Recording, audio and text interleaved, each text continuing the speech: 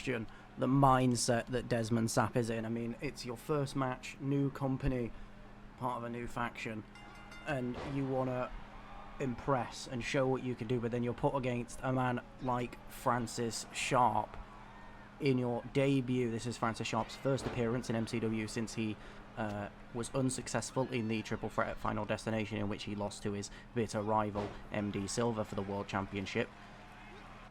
Looking to get a bit of a regain some form here, but it is not who you want to see your first match up against. Of course, Francis Sharp, a former tag team champion with the former mentioned MD Silver, and of course former international champion, the first ever international champion.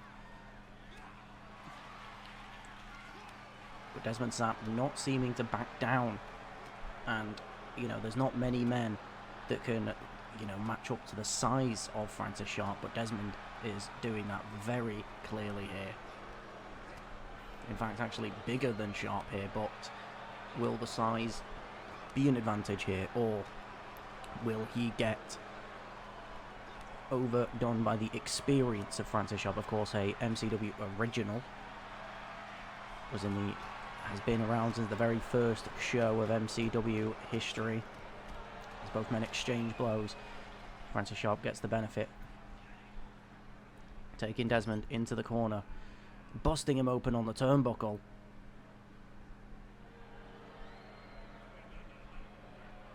As he starts to talk, Desmond runs into him, but Desmond gets the elbow up.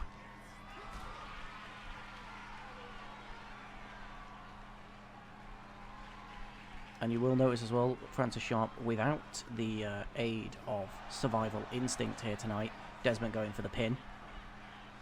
1, 2, kick out at 1. Clearly wanting to set an example out of Desmond, and feels like he can do that at the best capacity on his own. But you can say the same about Desmond as well. He has allies of his own that are also no longer, not by his side here. Both men trying to prove that they can do what they do on their own. Francis could use the win. That is true, John.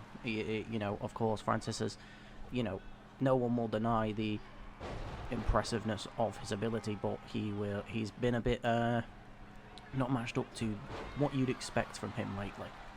Of course, had 2 world title shots at the end of last season and lost both of them. Once in a one-on-one match against Helga, and then he lost the Triple Threat Final Destination.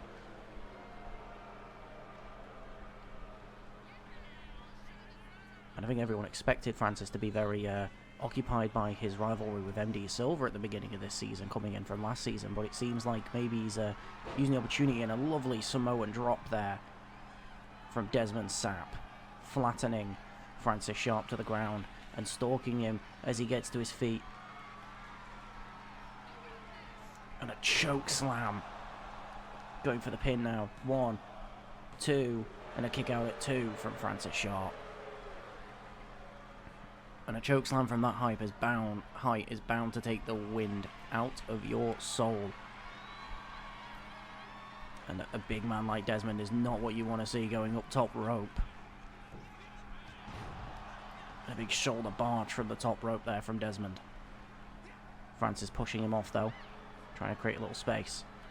Goes for the grapple, but Desmond too quick, dodging out of the way.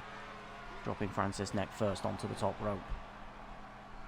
Francis wasting no time getting right back up. But it's still Desmond with the advantage. A big suplex from Desmond, and then stomps the chest. Desmond putting in a really impressive performance here against what people would describe as one of the top stars in the company. But Francis Sharp gets the leg up. Creating a bit of space here. Goes to the middle rope. Demanding Desmond to get to his feet. And launches the whole body right at Desmond. And a big elbow to the chest. Bringing Desmond to his feet now. But Desmond returns with a knee to the gut.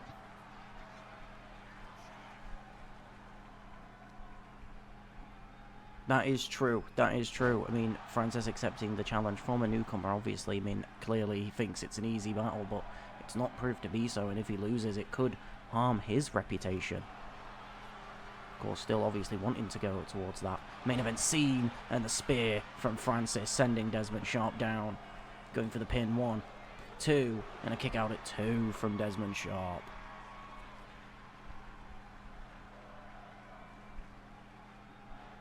That's that one thing you got to be careful with Francis Sharp, is that spear that can come from absolutely nothing. We've seen him win countless matches with that. I believe it was also drawn with winning Move of the Year in the MCW End of Season Awards last season.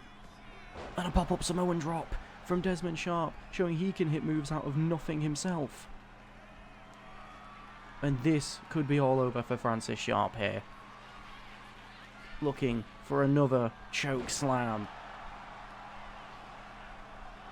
1, 2, and Francis Sharp kicks out at 2. Desmond Sharp almost laughing in amazement that Francis was able to kick out of that. Francis returning with the knee to the gut, going to throw him into the ropes, but it's returned by Desmond, who's now hitting the beat to the body on Francis. This has been a relatively dominant display from Desmond outside of that one spear from Francis. Look at the bruised chest of Francis, all bruised all over. That's true, Doug, regardless of whatever happens. And a lovely reverse into a power slam from Francis Sharp, who looks for the world's strongest slam on the outside of the ring. But you can't win the match on the outside of the ring. Francis needs to get him in the middle of that ring now. And he is, if he's got any chance. Oh, and he's going to the corner. We know what this means. He's eyeing up Desmond Sharp. And a spear. As he goes in for the pin. 1, 2, and a kick out at 2 from Desmond. Francis looks absolutely furious.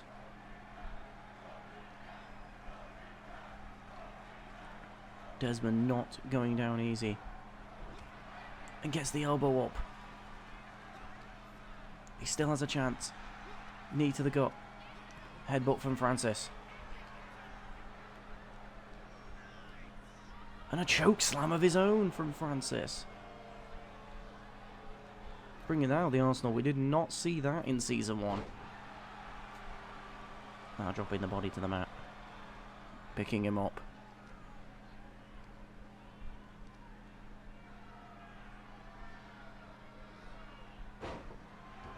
And just trying to manhandle Desmond Sharp here. Looks like he was going to go for some sort of move there, but Desmond wisely moving to the ringside. He may be a debutant here, but he does seem to move like he's a veteran at this point. Looks like Francis was going for the suplex, but caught by the elbow of Desmond Sharp. And a spine buster from Desmond Sharp as he's climbing to the top rope. And he says, "Suck it," to Francis Sharp. Potentially looking to end things. Big diving shoulder tackle. Goes in for the pin. 1, 2, and a kick out at 2 again. Francis still in this match now. And Francis with the knee to the gut. But the pop-up Samoan drop from Desmond Sharp once more. Stalking Francis Sharp. Chokeslam could be the end of things here. And it looks like it might be. Into the pin. 1, 2, and a kick out at 2. A kick out at 2 from Francis Sharp. Desmond not done there. Stretching the back of Francis Sharp.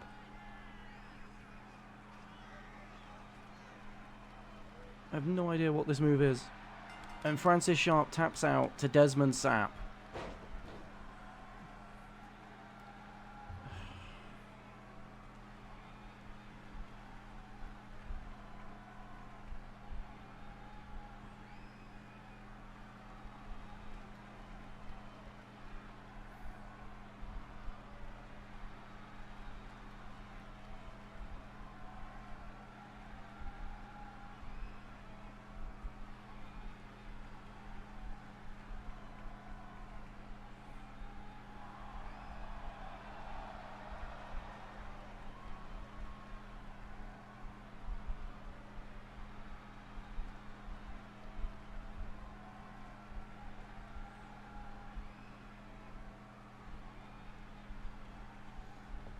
No, Alex, it was free for free. It was free chokeslams and free Samoan drops. It was hit back to back every time.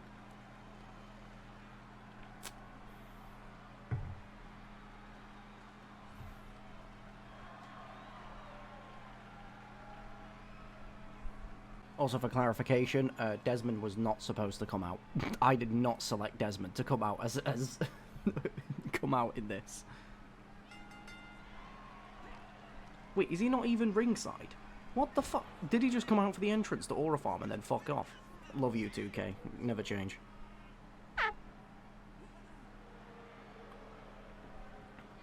But this is a big match for both teams here.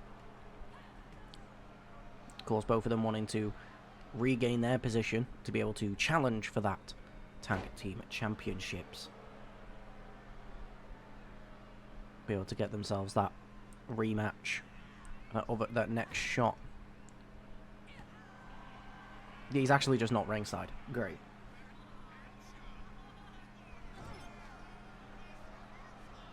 Maybe I never set a trios entrance. Maybe that's what the issue is. I don't fucking know. I'll have a look after stream, if I remember.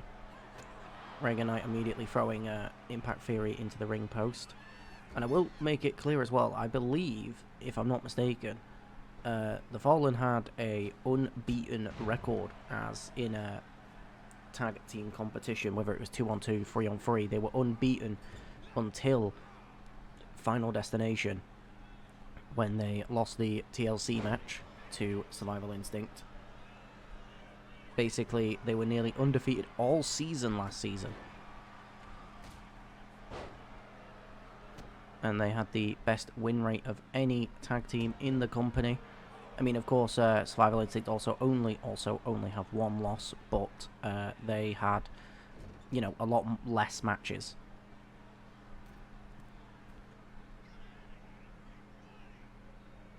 And flinging Jack Collins directly at Hakeem Rahman. Hakeem Rahman rolling out of the kick. Met with a gutbuster by Jack Collins. Because Jack Collins, the man who has no shame in calling himself a former world champion. Axe handle to the arm from Reagan Knight there from the top rope. But you can see the teamwork and the intelligence of the Fallen here as they do their best to keep Hakeem away from his corner, basically removing any opportunity of him being able to get a tag to get out of it. And that was insane from Reagan Knight, absolutely phenomenal. So is Impact Theory still around that matches? No, Impact Theory lost one, I believe, before then. I could be wrong, or maybe I am wrong. I thought they had lost before then. Did they not lose before then? Hold on. Maybe you might be right. I just don't remember. Oh no, you are right. Yeah, sorry, they were. I thought they had lost an extra match, but apparently not. Yeah, it was 4-0. Yeah, you're right. It is 4-0. And then they lost at Final Destination. So these are two teams that's undefeated streaks. Both ended in the same match. And both of them looking to be able to earn a chance at redemption against the team that ended it for both of them. Of course, as well, the Fallen ringside, the leader of the Fallen, the man who ended Leon Grimes' historic title reign, ended it very quickly, you know, potentially injured him in that match, with Leon Grimes suffering a severe concussion amongst other unknown injuries to the head. Was put under CTE protocol, hence why he is not currently active on the roster at the moment. Joining Kieran Black on the injury list. Going for the pin now. 1. Kick out at 1.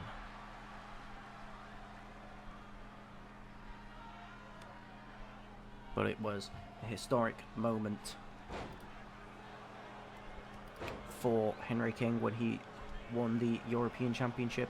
Of course, Leon Grimes had 15 successful defenses, by far the most in the company of any title reign, the second best being the Blood Devils' tag title reign, where they had 4 successful defences, and Leon Grimes held it for 248 days.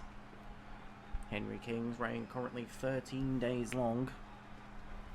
No defences as of yet, but there's no shock there. Henry King doesn't exactly carry himself like a man who wants to defend at any given opportunity.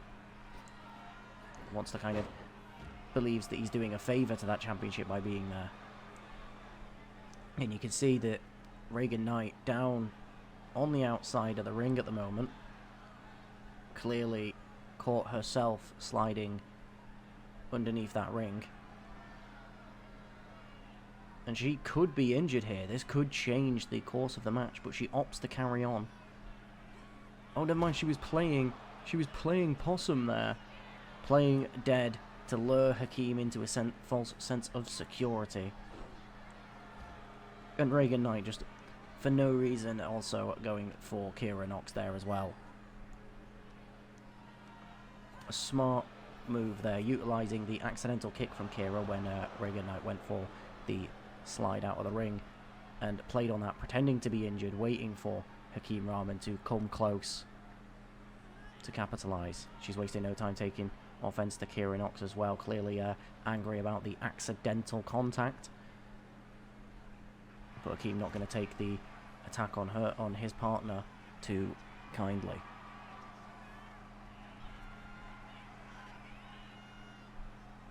Oh yeah, I know they count it, John, but I'm trying to like build it into. I'm trying to. You know me. I always try and make an excuse for it. Henry King trash talking Hakeem Rahman here. I mean, Henry King is known to get under someone's skin, but Hakeem Rahman knew it was coming. Going for the power slam, going in for a pin. 1. Oh, kick out before 1.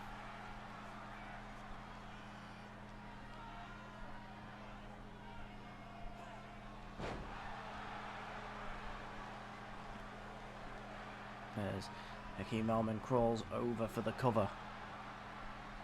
But another kick out before 1.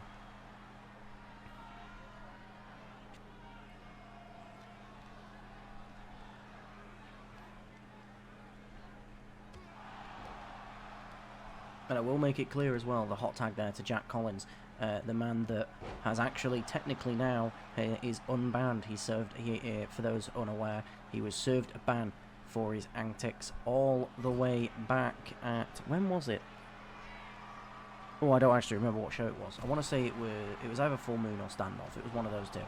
But his antics where he was caught bribing the referee, which is why he will call himself a former world champion, because he did win a match against the world champion at the time, but he was then rescinded of the title. It was returned to the previous champion, and his reign was rescinded from the records due to a deep investigation finding referee bribery from Jack Collins, due to the referee calling for a tap out from the champion, despite the fact that visually to the audience and everyone in attendance there was no tap visible from any camera angle.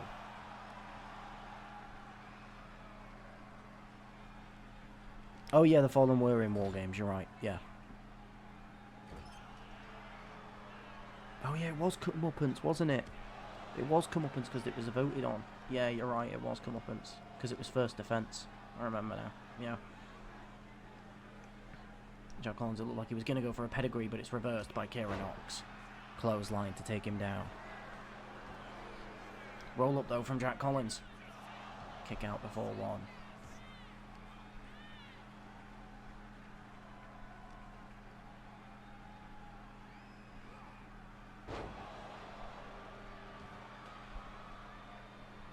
Kira Nox looking for the hot tag. She succeeds, but Reagan Knight is here. Back to Reagan Hakeem. Reagan dodging the grapple there, and now sweeping out the legs of Hakeem.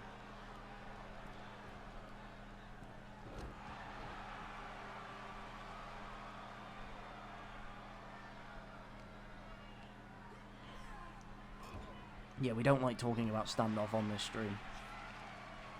It's truly a stream to forget. There wasn't even a good match on that card.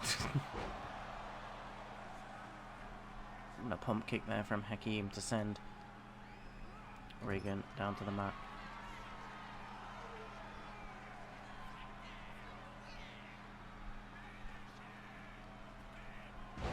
And planting Regan down. I'll be honest, I suck at knowing tag team finishers, so I apologise if I get them wrong. The only one I actually know is the one that I made because I know the move, because I made the move. I put it on my goals, so I know that one. Oh, and I know MD's tag teams, but that's just because I know the move in general. So apologise for not knowing tag finishers.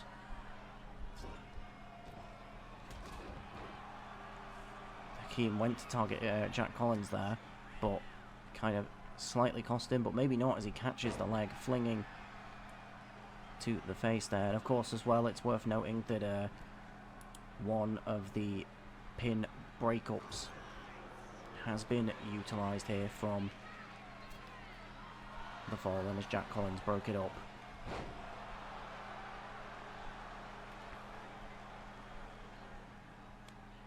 Regan tagging in Jack Collins. She tries to recover from that tag team finisher. Throwing Jack Collins into the corner now. But Jack getting the elbow up.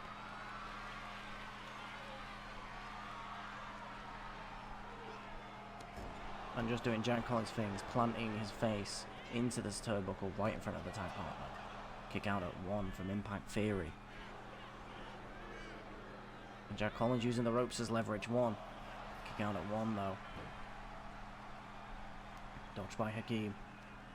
Hakeem gets Jack Collins up. A nice side slam. Tags in Kira Knox for the fresh stamina refuel here.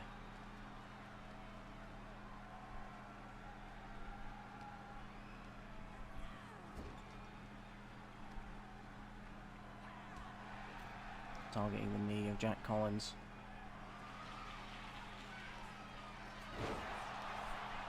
And now plants him down face first, and it's a breakup by Regan Knight. The Fallen of using 2 of 3 breakups already.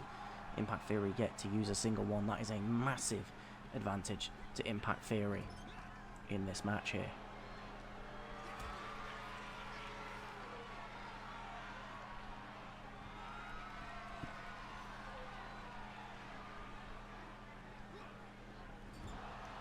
Dropping Kira Knox face first onto the top turnbuckle.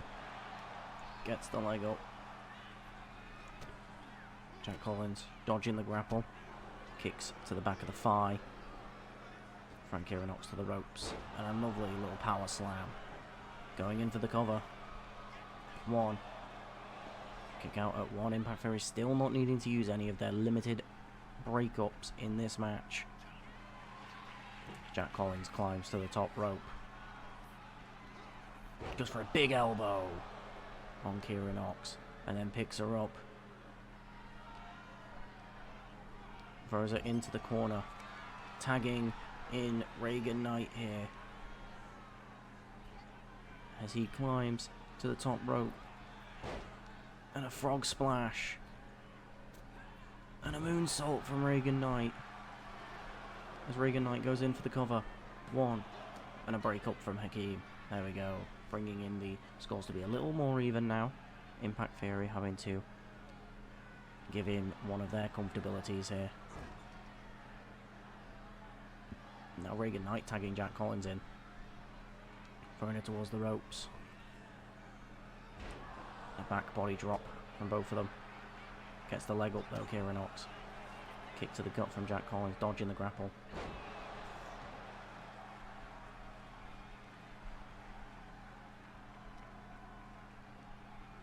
Now throwing Jack towards the ropes. Dropping down, leapfrogging over.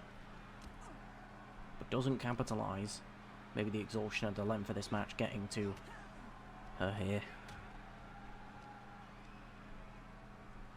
Goes to throw her into the corner. Reversal from Kira Knox. Now with the targeted knees to the stomach.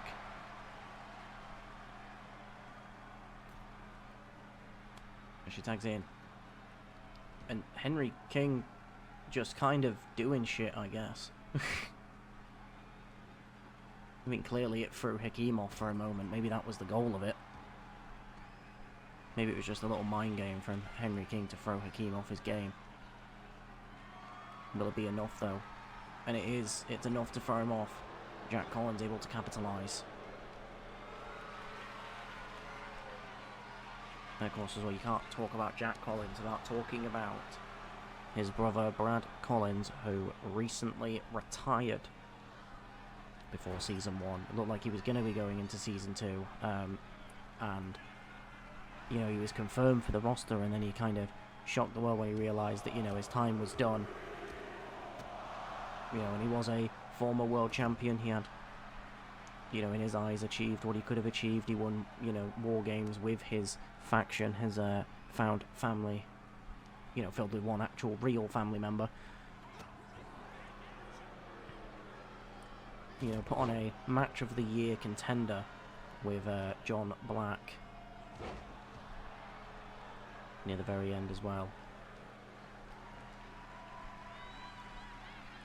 Definitely left his legacy. He was the first ever Hall of Fame entrant, and a jumping springboard clothesline from Jack Collins as he now sends Kieran Knox into the corner.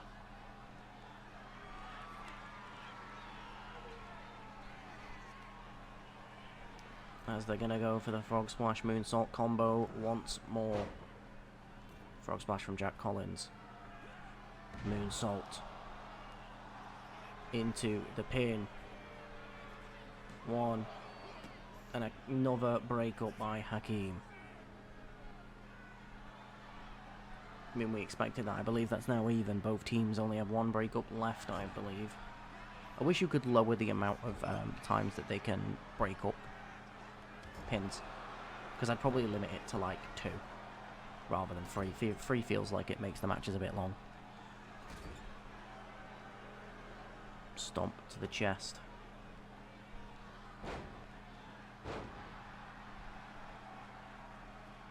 We have Brad Collins, the first ever MCW Hall of Famer. And still, as it stands, the only wrestling... the only wrestler to be in the Hall of Fame. The only other Hall of Famer being the beloved MCW mascot, Balor, who is obviously no longer with us.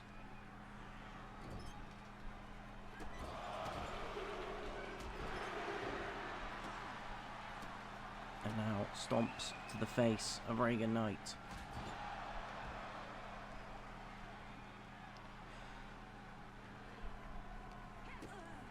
Impact used up all theirs, I think, did they?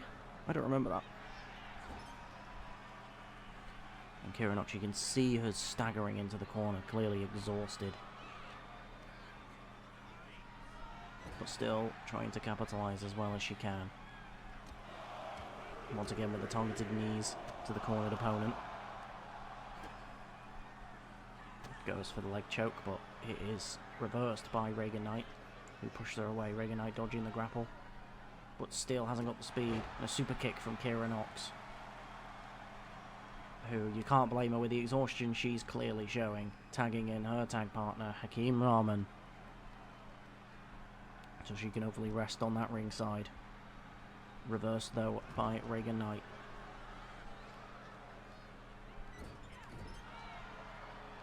Forearm to the back. Knees to the back and then planting back down to the mat.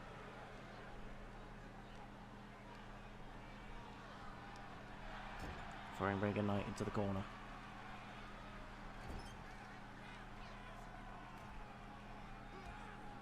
Kick to the legs. And a stomp to the chest of Reagan Knight.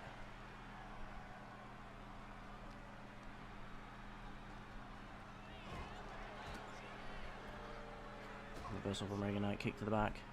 She's going to go for that sliding suplex once more. And this time making sure that Kieran Knox can't accidentally injure her, planting her right down to the mat. As Reagan Knight gets back in the ring with Hakeem Rahman, the chance for the Fallen has never been better. But Hakeem with a quick reversal into the corner to get out of it. Looks like he was looking for his tag partner for the tag. Clearly frustrated, running at her anyway. Clothesline into the elbow.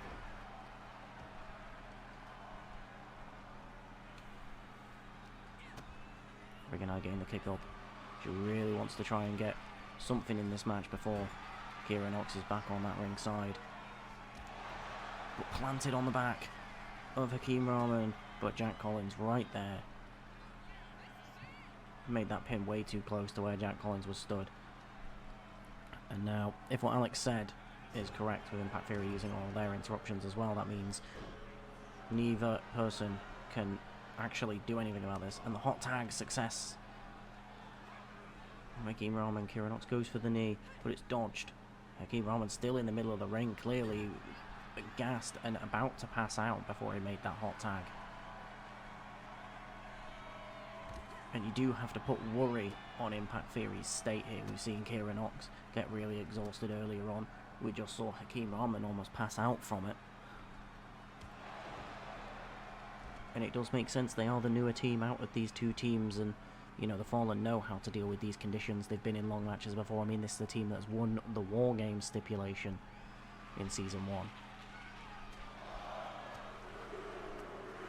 And moves like this are not going to help the cardio of Kira Nox. Whilst, yes, it will be very effective against Regan Knight, it will also tire out the arms. Henry King could have probably caught her there, but didn't. Now tagging Hakeem in.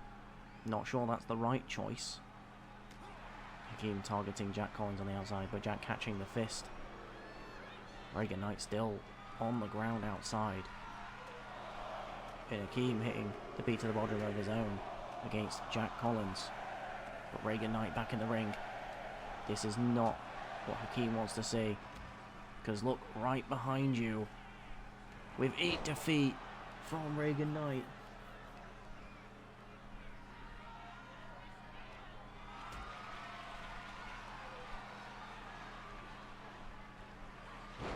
Into a powerbomb.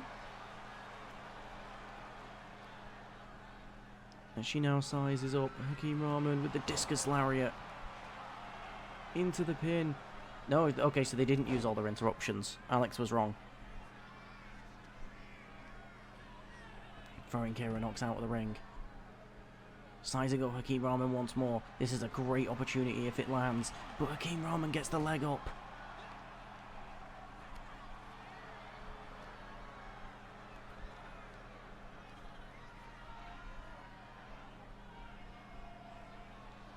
And Regan Knight tagging in Jack Collins. This is a great opportunity for the Fallen.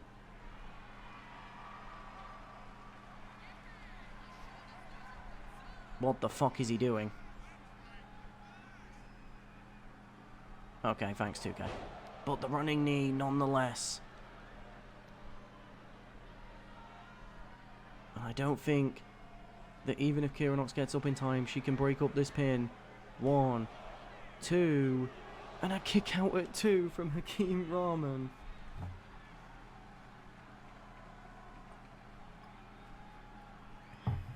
Jack Collins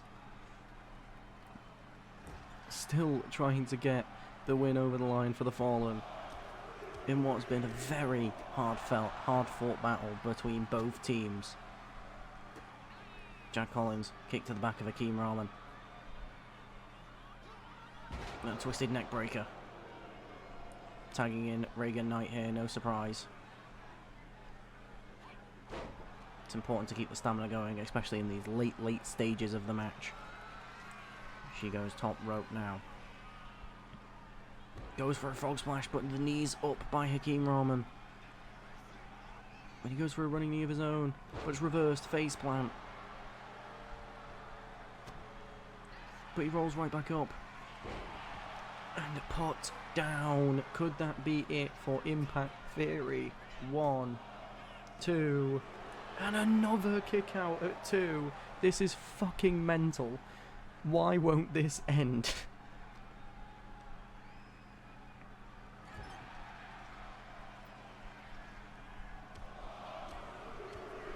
The tag match in the first show did not go this long, by the way. Nor did any of the test matches go this long. Running boot to the face. of Reagan Knight.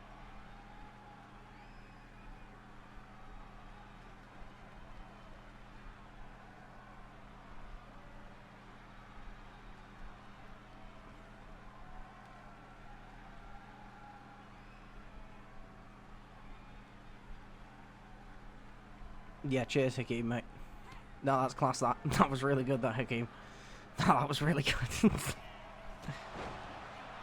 And a pump kick from Hakeem as he now looks for the tag for Kira Knox.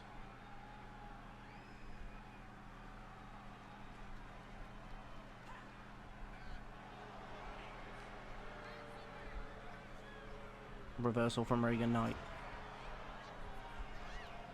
We can see how gassed out everyone in this match is. Every time they move, they're just kind of staggering and stumbling. It's like they're moving just off muscle memory alone. Kira Knox sizing her up, but a reversal into the back body drop from Reagan Knight.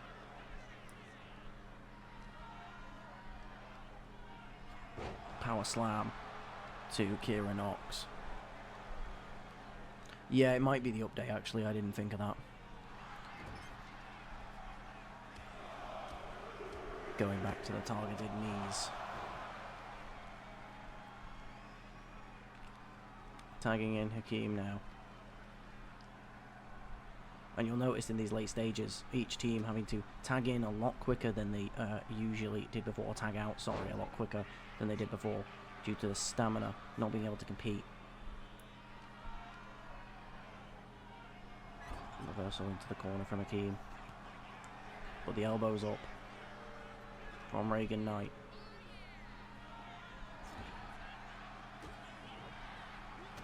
They do Irish whip each other into the corner a lot. I have noticed this. Face plant from Reagan Knight. Picking Hakeem up. Can she capitalise on this little bit of momentum? Oh my god, it's just every time they go for the fucking corner, they just reverse it every time. The fuck is going on? Why are like corner reversals just mental? Irish whip reversals aren't even that high on these sliders. Eat defeat from Reagan Knight. This could all be over. But she's not done there. She wants to make sure that she can put an end to this. Discus lariat. Into the pit. What? Wait, guys, what? So you explain to me how that makes sense. You explain this to me.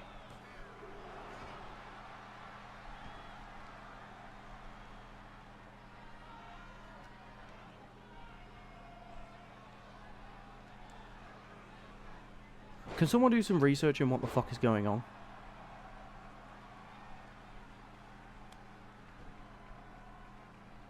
John, you're the research man.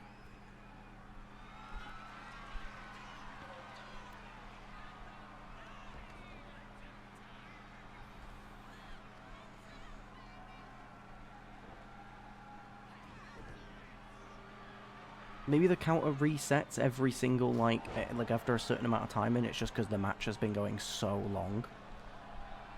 That's all I can really think of. But, like, I'm not familiar with that being a rule. Why do 2K never get, like, regular tag matches right? And then flattened. The Fallen still have a chance here. 1, 2... Oh my fucking god. Can I use the wrap it up feature? Is that a thing? I don't see the option. Look, I don't see an option for it.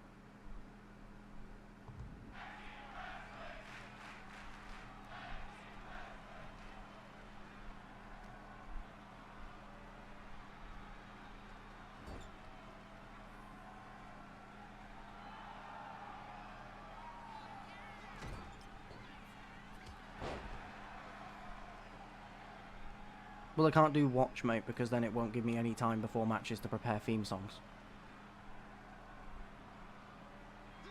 Because it just makes the matches happen, like, immediately. Like, I don't have time to prepare to, like, load up the tab. So I have to do play. I have no other option.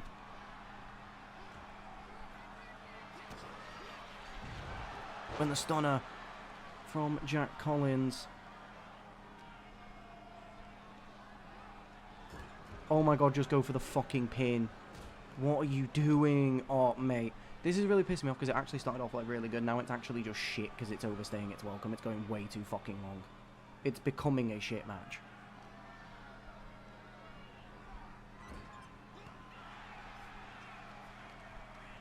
Oh my god, this is... I'm honestly so tempted to just end it as a draw. I can't do this.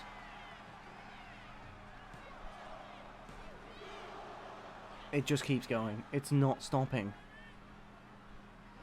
But we have other matches. This match has been going on, I think, for like fucking 35 minutes.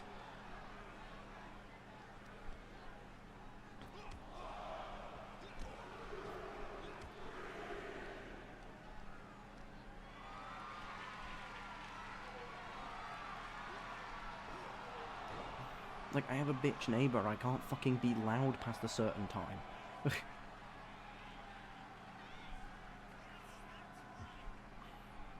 Yeah, class Jack Collins, mate. Yeah, no, that's good, that. No, that's really good. Just go bomb Henry King in the middle of the match, I guess. Oh, mate, this is really fucking me off. Oh, my God. Why won't it end? I don't even care who wins, just fucking end.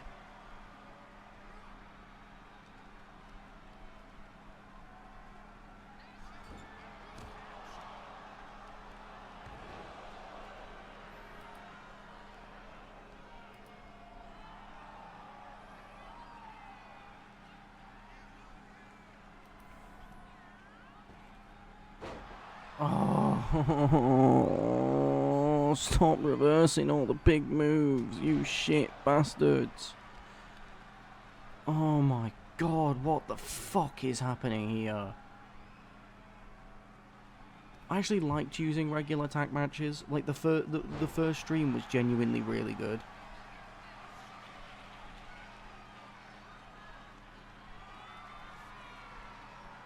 Oh, please just fucking end. Please, please, please, please, please. Oh my fucking god.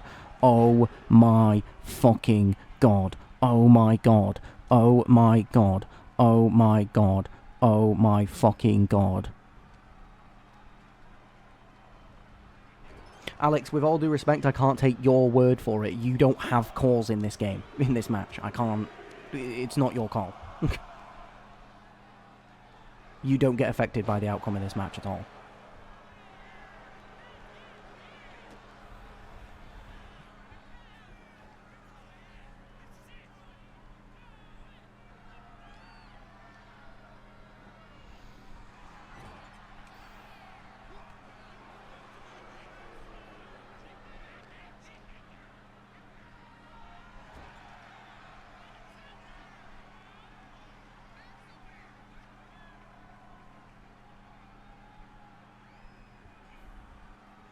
I think Henry King just wants to fucking go home at this point. Jesus.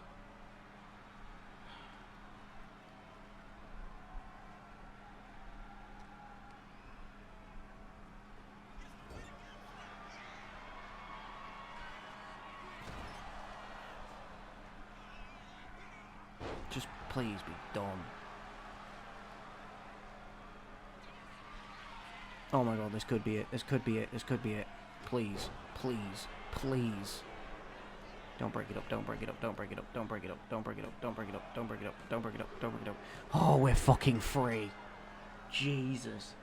The fallen win. Fucking hell. Oh. Yeah, we might have to put tag matches on sabbatical for a while.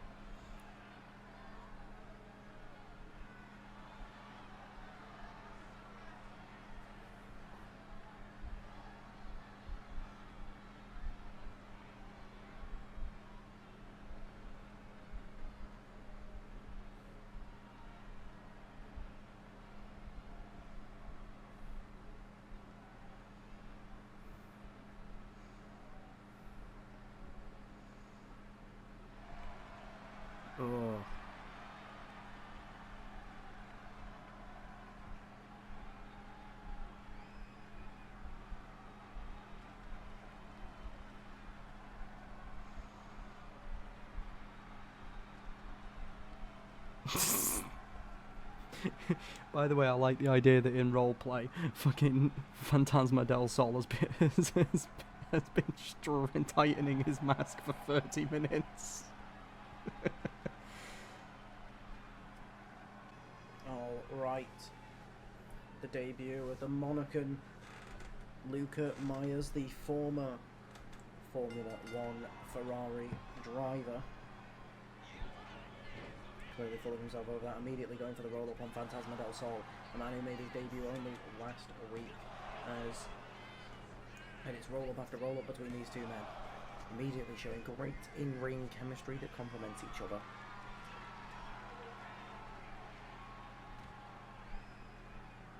Of course, as well, Phantasma has some level of something to prove here, as well, as he is the only luchador in MCW, the first luchador since the retirement of Lacana Toro, who was retired by Leon Grimes at Tokyo Skirmish.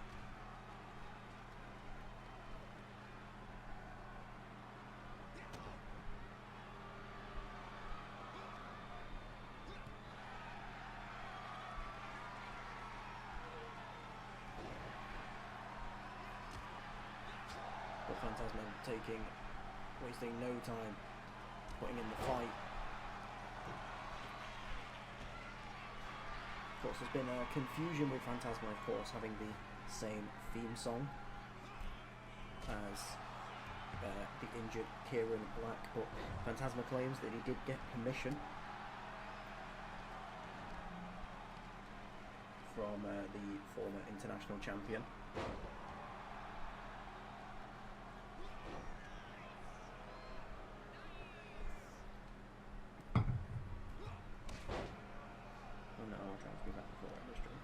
Alright, Doug.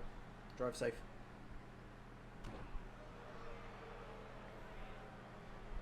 Alright, Luca Myers going to the middle rope.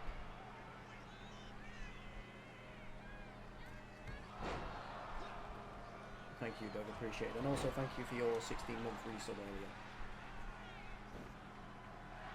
Phantasma del Sol wasting no time. Really taking the fight to Luca Myers, showing. With the roll-up from Luca Myers, trying to catch him off guard. I mean, this is definitely a stereotypical heel versus face dynamic. You have the colourful, fast, lovable luchador going up against the cocky heel who believes he's better than everyone else due to success in another sport. Of course, he actually joins a short list, don't get me wrong, but a list of other former sport athletes in MCW, joined by, of course, Noah Morrison, former New Zealand rugby player, and Diego Barbosa, the Brazilian ex-footballer. Of course, Noah Morrison, a former All-Star champion before he lost it to Masaki Ryoki at Final Destination.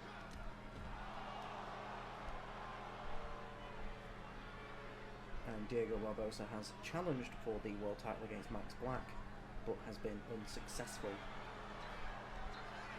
Going for the pin now, 1, 2, and a kick out at 2.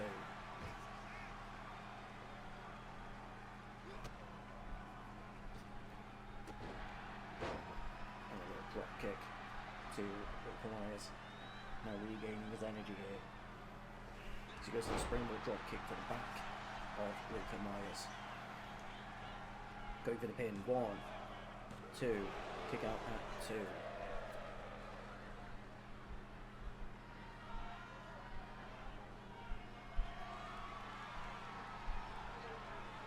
And lining Luca Myers up. A nice little spinning kick to the face. As he goes to the corner again. Myers gets to his knees, goes for a stomp, but it's rolled out of the way by Luca Myers, who goes for a clothesline, but it's ducked by Phantasma del Sol.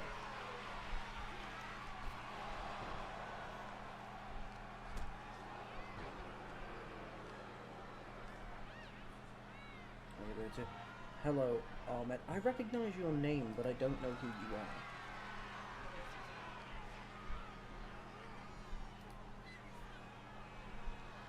Like, I know you've been in the chat before, but I don't actually recognise who you are. Goes for the pin now. 1, 2, kick out at 2.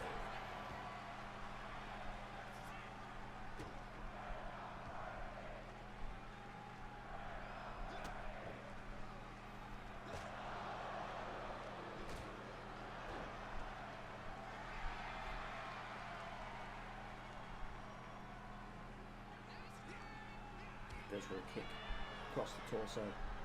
There's a good back and forth between these two. Of course, obviously, this isn't Fantasma del Sol's debut like it is Luca Myers', but Fantasma's still relatively new to the company. And a lovely springboard cross body to prevent Luca Myers from climbing to the top rope like it looked like he was gonna do.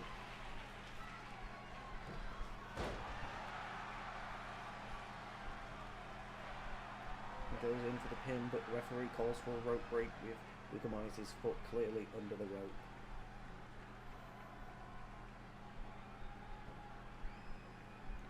But these two both looking to prove themselves as future stars, lining up for a stomp again. Going for the pin. 1, 2, and Luca Myers grabs the rope. Fantasma del Sol.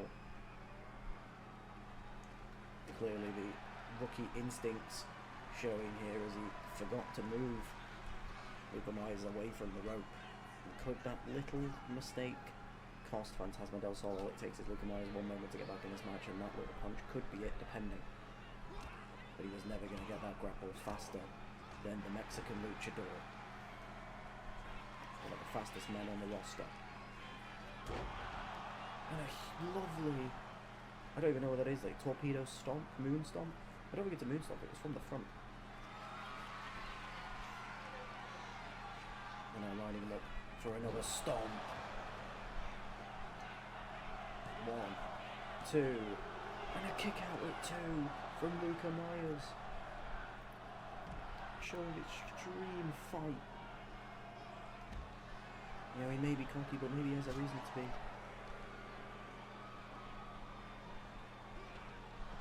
Smashing the face of Fantasma del Sol against the wrong side. And now a chop to the chest.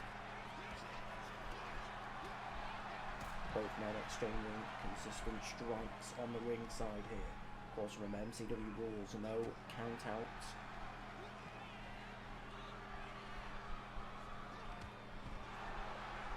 Immediately planting and then back down. I forgot what that move called. Is it the flatliner? It's not the flatliner, is it? And a Styles clash from Luca Myers. And that is a devastating move to take. Right on the neck, on the ring side. Goes in for the pin. 1, 2, and a kick out at 2. This has been a fantastic back and forth between the rookies of MCW, and a reversal there, distributing the weight of his body to push Luca Myers down. Following stomp to the stomach, but both men are down. Phantasma clearly still recovering from that Styles clash. Goes for the ring senton, but rolled out of the way by Luca Myers. He gets him up and pops him right back up for a second Styles clash into the pin. 1, 2, 3. Luca Myers picks up the win. What a fantastic Styles clash. An incredible match between these two.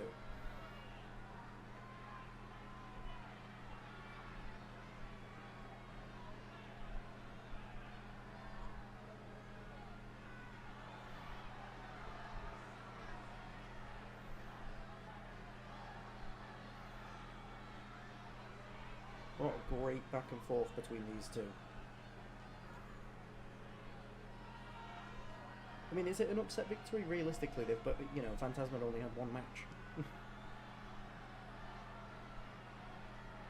feel like you need a bit more consistency before it's a massive upset.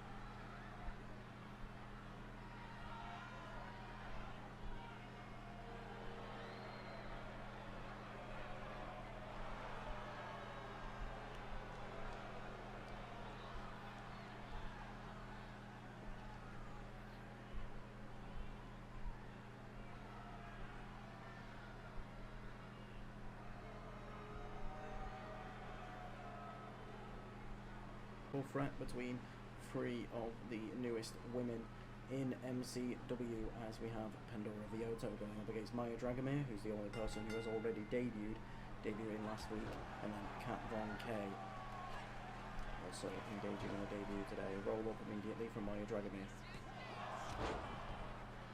It was a kick out before the breakup anyway, but it was going to get broken up regardless.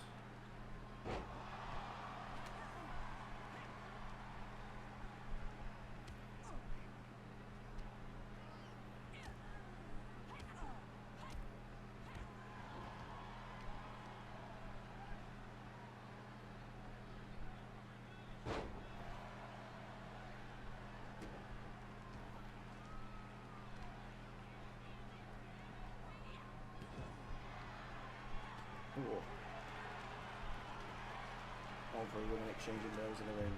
Kat Von K pushing Maya Dragomir to the ringside. Or not the ringside, the rope, sorry. Kat Von K taking full control of this triple threat right now.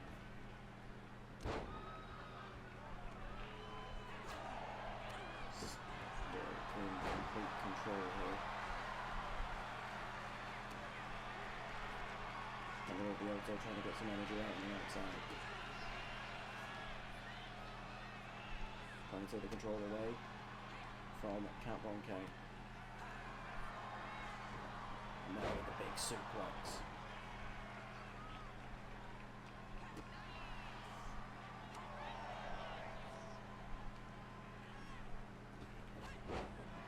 Now jumping clothesline now, going in for the pin. One. Kick out at one. Kat Von K runs in for a headbutt on Pandora Vioto. Just about clips the top of the head, doesn't get all of the connection. But that's enough to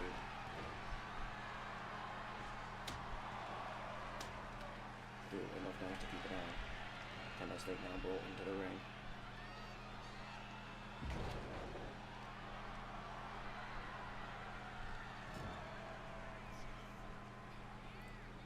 Of course, triple threat means no DQ rules. One thing you've already noticed from these women is, despite being new, they have at least a bit of in-ring intelligence between them. Anytime that they need to catch a breather, they roll out of the ring, creating the space so they don't get jumped when it's time to catch their breath. Dragomir taking the fight directly to Pandora Vioto. Going for the pin on Kat. One. Kick out at one.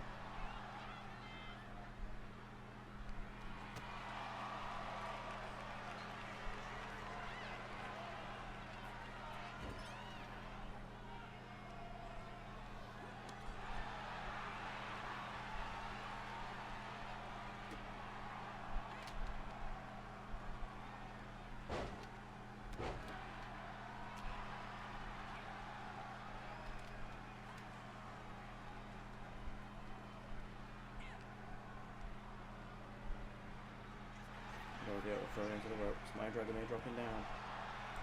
So she went for a knee, but Pandora reversed into a knee line. Kat Von K returning to the ring with a steel chair. Wasting no time taking it to the back of Maya Dragomir. Goes to do it onto Pandora Vioto as well, but she rolls out the way. Got a reversal sunset flip pin. The referee took forever to count that though, but it wouldn't have been free anyways. But over here, pick it up the chair, but by Dragomir planting the knee onto the chair. That's going to hurt. Trying to pick her up into a pound one position, but Maya Dragomir fighting out of it. Big forearm to the back. I don't know why that did so much damage, but sure. Big power thing from Maya Dragomir. Still targeting Pandora Vioto here. Pandora throwing Kat into the ropes. Big forearm takes it down. Kendo Stick onto the head of Maya Dragomir. Now goes for the pin. One. Kick out at one from Maya.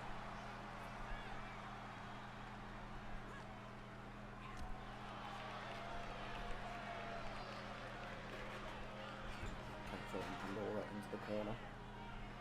And going straight into the other corner, but not paying attention to Maya Dragomir with the steel chair right behind it. And just raining down the chair shots. And now shoulder tackling the stomach of Pandora Vioto. Looking for a submission here. Locked in.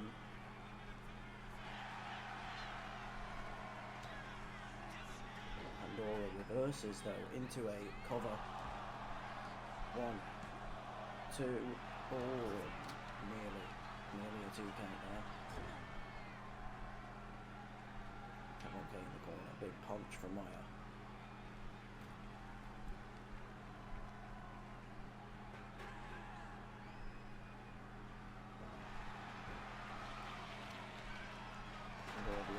Busting Maya dragging her open with the chair. Maya rolling to the corner. I went for that side actually. Trying to help herself up after being busted open. Breaks up the pin. One brutal chair shot isn't going to be enough to take Maya Dragomir out of this match. And she proves here, taking down Cam Von K.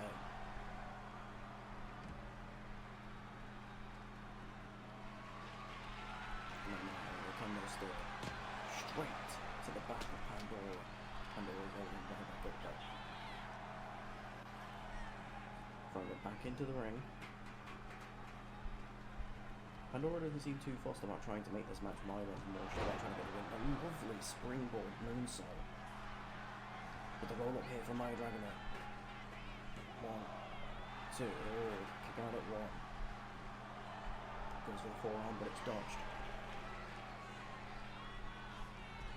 A chokeslam for a woman that short is definitely an interesting choice there from Pandora. Tries to bring the sledgehammer to Kate Von K, but Cat Von K, sorry, but she sees it coming to follow a slam from Cat Von K.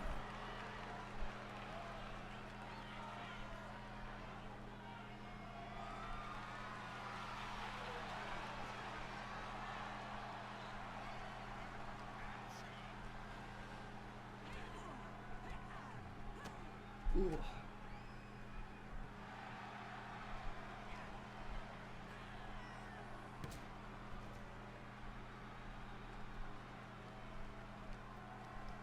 Free women now, still battling out. Maya Dragomir thrown into the ring post by Pandora Vioto. Pandora Vioto now several strikes to Cat Von K. The headbutt from Cat Von K. Which goes for the ring clothesline, doesn't get the distance needed though. And Cat Von K now busted open.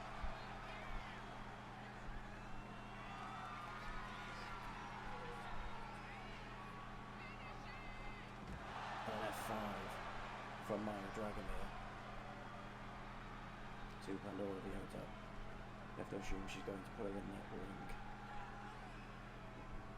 to go for the pin, but they're not going to get very far. Cat Von K is following right close behind.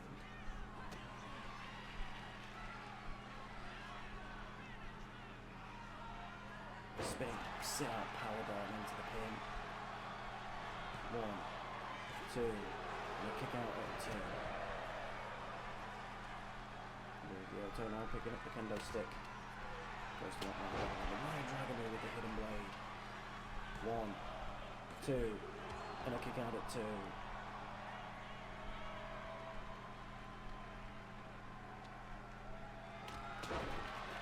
And then a clothesline from Cat Von K. Next to a chair. And the roll up here. 1. Kick out at 1. Chair is stuck in the mat apparently. Love to see it.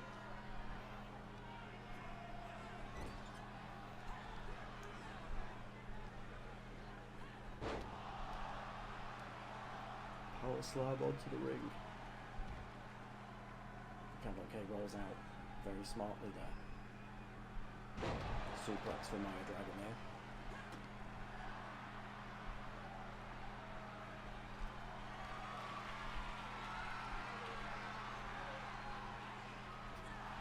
face first onto the ropes.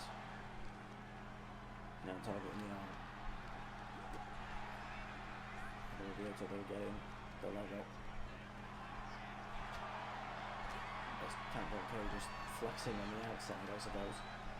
I don't even know what move was just hit because of the camera angle. K with the suplex. Into a second suplex. Into a third suplex. Now targeting offense towards Ryoto. Go for the leg up. Quick kick.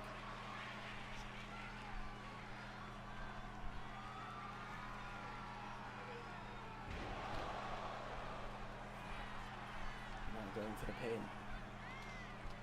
1, 2. There's a kick out at 2 from K.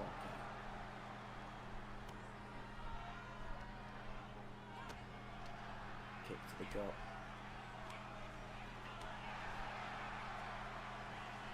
The wrist against the chin, Maya Dragomir. Now immediately changing the offense straight to K. Picking up the chair. Taking it to Maya Dragomir's head. Now going into the pin. 1, 2. And a kick out at 2 from Maya Dragomir. Still in this match now. Tossing Ryoto over the top. She leaves the ring with the chair, taking it straight to Maya Dragomir, who catches and throws the chair out the way.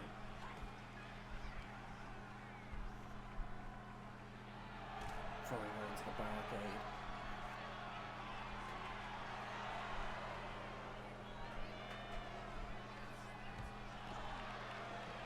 And a body attack there from K to Ryoto. She stands tall over both women here, showing the power and strength she possesses to lift Maya Dragomir like she's nothing. Drops her behind.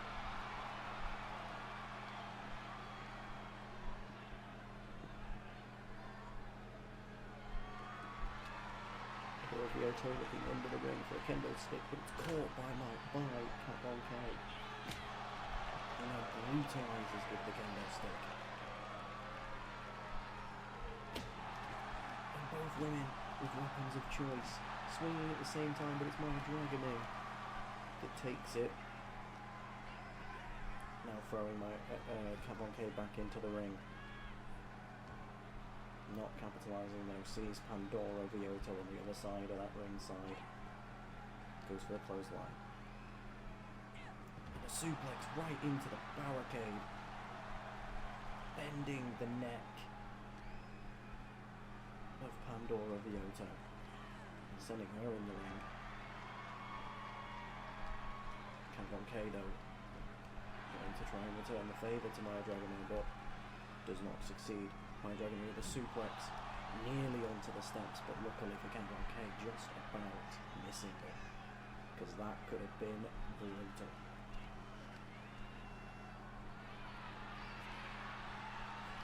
All three women fighting on the outside here. Chops. K with the spinning kick.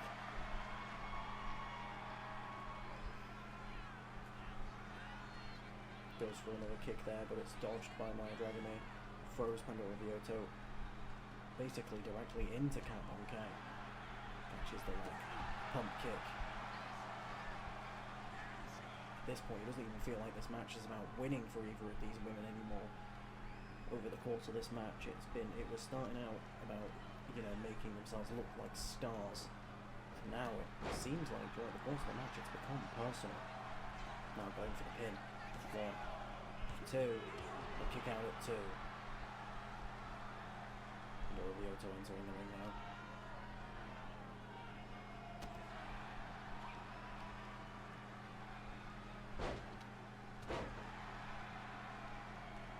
Pointing Maya Dragomir down. K tries to capitalise. Snap there. Picking her up.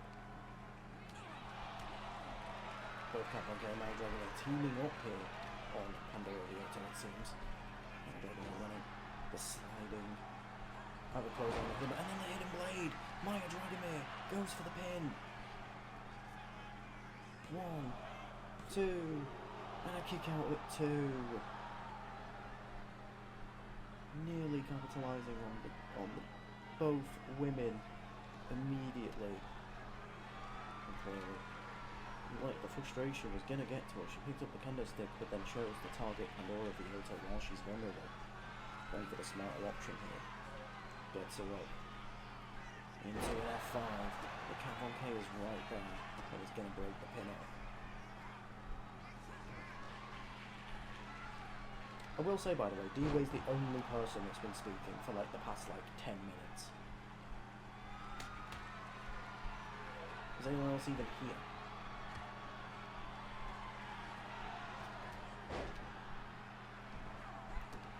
It does seem like Maya Dragomir running the show at the moment.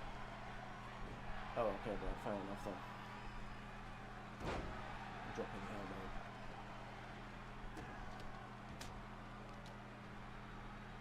Now picking up Cat Von K. The Pandora Viota tries to capitalise, but Maya Dragomir not allowing her to.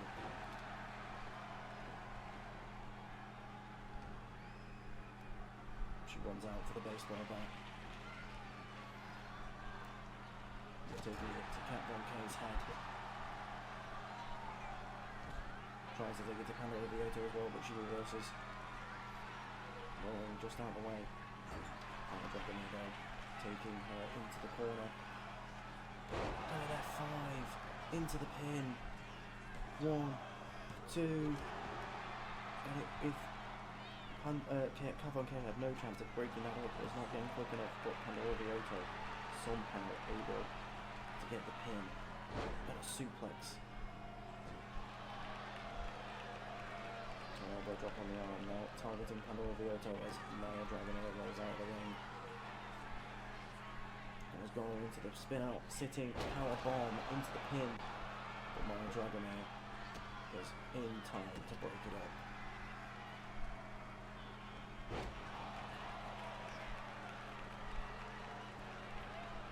Cat Von K on the middle rope. Kicking Maya away to get more distance, but kicked her too far. Not understanding her own power in those legs. And could that have cost Cat Von K from being able to capitalise and win this match now that Maya Dragomir is all alone here with Pandora Viota, who does get a knee up though. Kick to the stomach. Take her down, arm drop. Pandora Viota going for the pin. 1, 2, and a kick out at 2. Maya Dragomir still has the fight in her. Cat Von K back in the ring though. Picking her up. And a fall-away slam. But Maya Dragomir right behind. Also, she was going to go and try and throw Cat Von K out of the ring to try and steal the pin. Cat Von K though, knowing her tricks.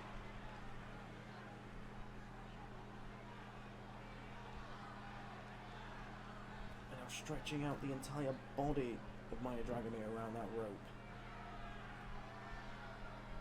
And a big boot to the face.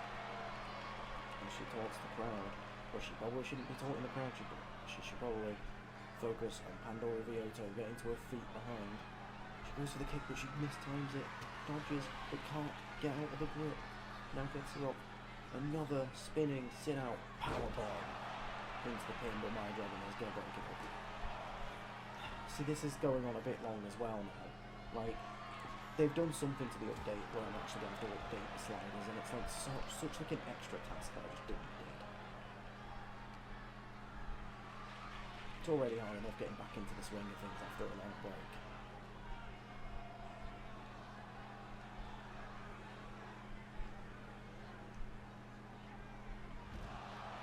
Suplex from Cat Von K to Pandora Viota on the outside.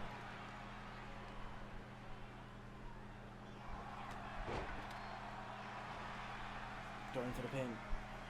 1, 2, and another kick out at 2.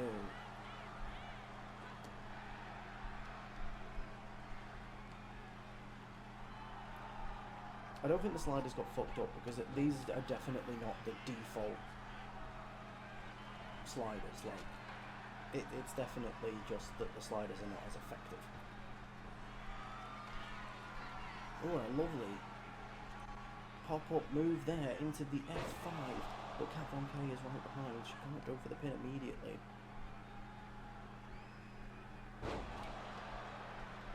Tries to go for the running charge, but Maya Dragonair sees it coming. Plants her down. She's going to go and capitalise on Pandora Vioto here. You'd expect her to. No, she gets the baseball bat and just rains down for her. I guess a bit of extra clarity there. 1, 2, 3. Maya Dragonair wins by pinning Pandora Vioto. That was the 4th match, so we've got 4 left. The tag match went on for fucking forever because the tag match was broken. The tag match lasted like 35 minutes.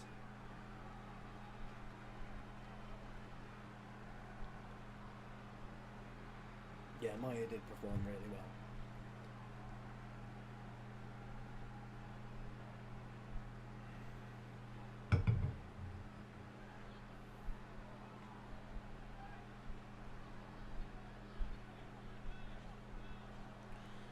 Ooh.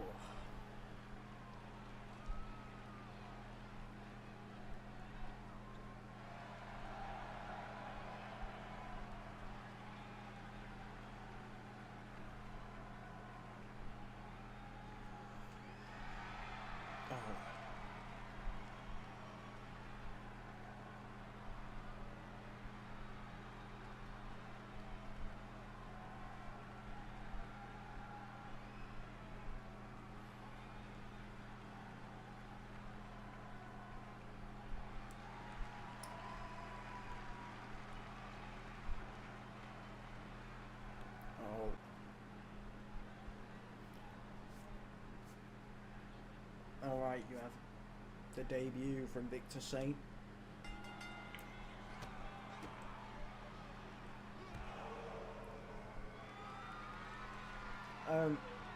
What's it called? King Carp, smoke machines aren't pyro. We don't classify them as the same thing.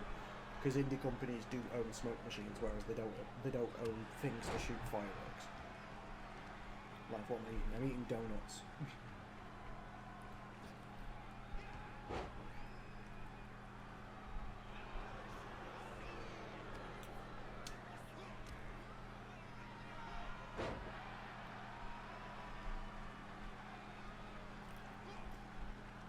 Oh, I didn't notice ones that went off in the ring. Maybe I wasn't paying attention. I'll sort that.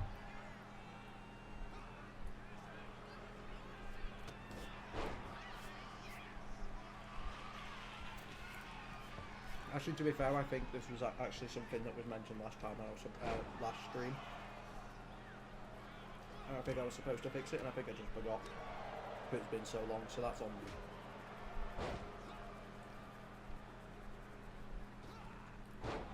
A lovely springboard moonsault from Victor Saint early.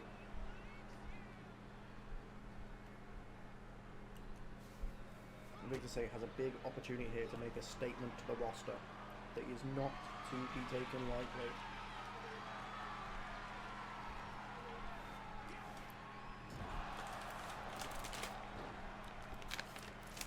To be fair, the first solo match wasn't that bad in length, so I feel like the solo matches are going to be fine. It just seems to be the multi-man ones that have been fucked.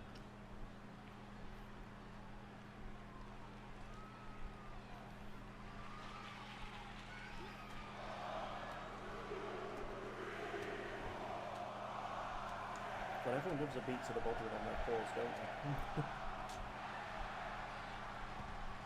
Victor Saint sent to the outside. Of course, Eric Revenant debuting last season near the tail end. And a reversal, sending the head of Eric Revenant right into that steel barricade.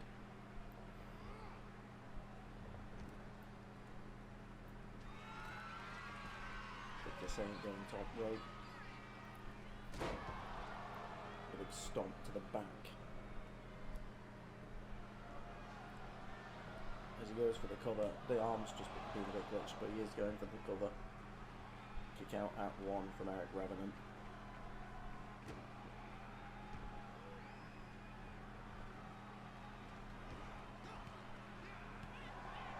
Now hitting Victor Saint with the elbows.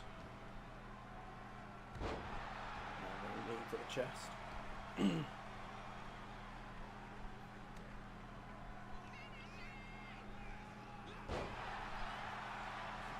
Right at the mat. 1, 2. They kick out at 2. It was nearly over early there for these two.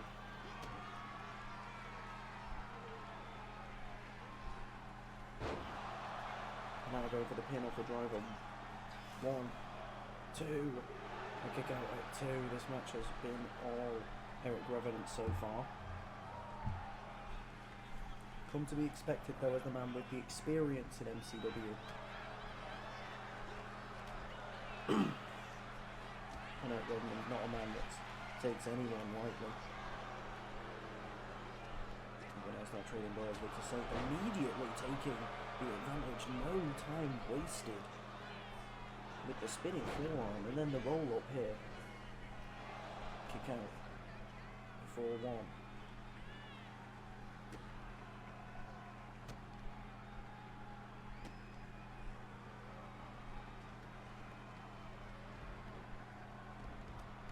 And a reversal from Eric Revenant, rolling him out the way, looking for a springboard kick, busting Victor Saint open.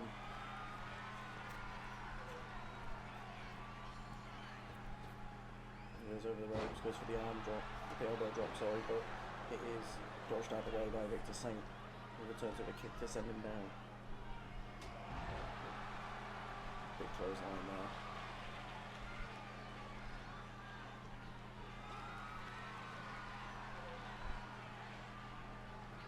Looked like he was going to try and lock in a submission, but Eric Revenant flinging Victor Saint over the chest, then another driver. Will this one be it? 1, 2. We kick out at 2. Victor Saint's definitely had moments of greatness in this match, but it has mostly been Eric Revenant in control. But that could all change here with that drop kick to the back. Only if Victor Saint can actually get up in enough time to be able to capitalise. And he just about does. But the question is, can he capitalise? Throws him right into... Look like he threw him into a human being. One of the commentators, it seems.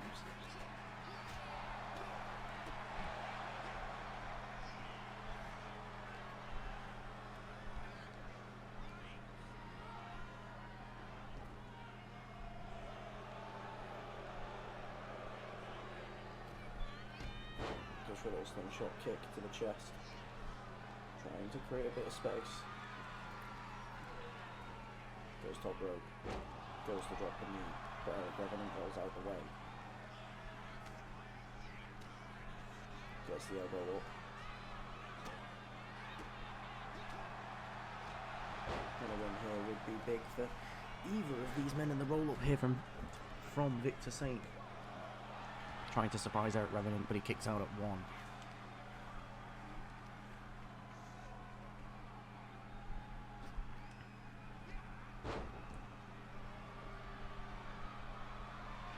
Waiting for Eric Revenant to get to his feet. Eric Revenant catching the leg and now raining down. The punch to the gut. Picking him right back up. Trying to throw him into the corner, but reversed. Punch into the gut himself. Maybe this time it'll work. Putting him down with his own move, I believe. With his own driver. 1, 2, and it nearly picks him the win. Revenant rolling out of the way. But reversal from Victor Saint. Some heavy blows to the head there of Eric Revenant, who manages to get some forearms into the gut there.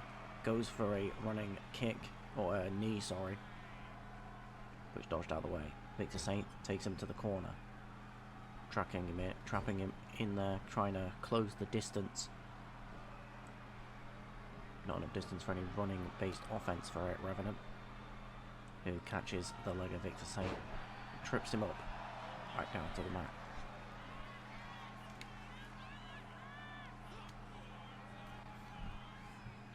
And choking him with the top rope.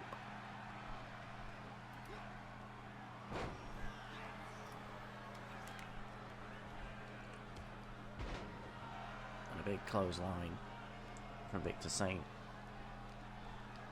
using all of the momentum of him diving to take Eric Revenant down. And it puts him down for a lovely power slam. Goes for the pin. 1, 2, and a kick out at 2. Victor Saint nearly got a victory in his debut.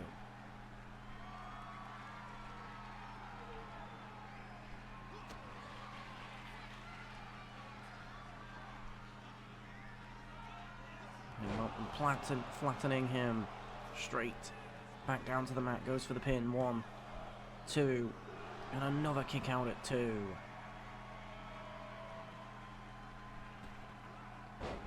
And Victor Saint drastically misjudging the distance there. I mean, that is a rookie mistake. You see rookies make that kind of mistake on their debuts a lot here. Goes for the knee to the face. Goes for a springboard crossbody. Just about catches the back of Eric Revenant as he's starting to get back up. And a reversal DDT from Eric Revenant. Starting to build up his momentum and strength here. Now picking Victor Saint up. Dropping him onto the ropes. Now going for the pin. 1, 2, 3. Drop. A very relatively mid ending, I will say. It's the Leon Grimes special of winning with a regular move, but we move. Hey, at least this match didn't take 30 years. You know, you're gonna take the positives when they're there.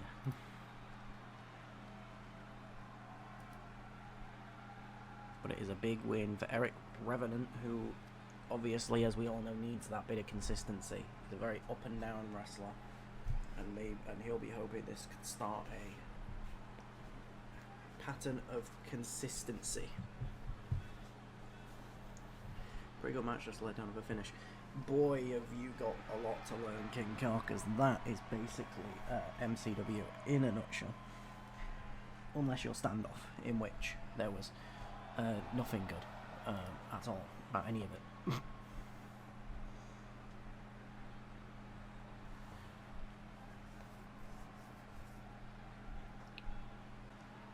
John Black, accompanied by the team that he dubs the Blacklist. It's the first time we've seen John Black team with kind of align himself with anyone that isn't related to him, as he takes on D-Way, the headmaster. That's actually a great name. Can we start calling him the headmaster? Can he call himself the headmaster D-Way? It's a fucking brilliant nickname for him.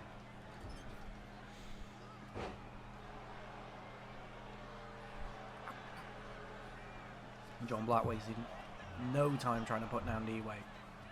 But John Black coming off the back of the biggest win of his career, or at least one of, you know, a lot of people would maybe say the International Championship win, but I think for the pride that John Black has, that being able to win that Black Family Fatal 4-Way at Final Destination was huge. Of course, D-Way as well had a big Final Destination. He actually challenged for the International Championship from Doug Foster, who he was in an intense feud with at the time.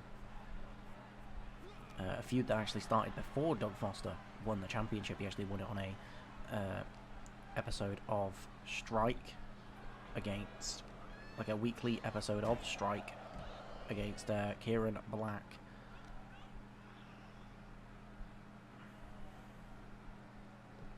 And John Black targeting the arm. Trying to tear away the shoulder from the body of D-Way. And now John Black made it clear backstage to some of the interviewers of MCW, where he said that, you know, he doesn't need the blacklist here. He doesn't need them. He could deal with D-Way on his own with relative ease. But they're not there to help him. He's there to help them by teaching them how to win matches, how to be victorious, the kind of strategies that you need to utilize to win matches. And already it's backfiring, as it looked like Sawyer Ace, a man that was in MCW back in Season 1, had a feud with John Black, of course, before leaving, uncovering the turnbuckle, and inadvertently D-Way ends up spotting it, noticing it, and throwing John Black into it chest first. But regardless of the damage done from the turnbuckle, John Black still looking in control here, hitting the powerbomb. Now getting D-Way up. Looked like he was going to go for a second one, but D-Way raining down the punches to fight his way out of it. A big clothesline from D-Way.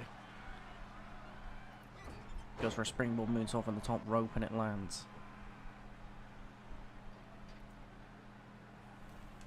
And you do have to question what it is that John Black said to Sawyer Ace for him to be able to bury the hatchet between the two. Gonna kick out at 2 from John Black. The roll up here from John Black. We have seen him win championships with this. There's not much more devastating in this company than a John Black roll up.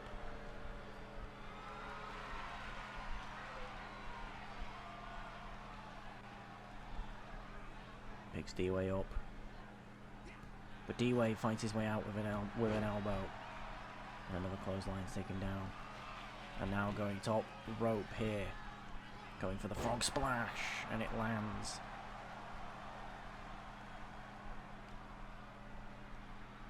For John Black against the ropes here. Jumping down. And then the headbutt. The brutal headbutt. Going for the pin. 1, 2, and a kick out at 2 from John Black. And you don't want to take a headbutt from a cranium of that size.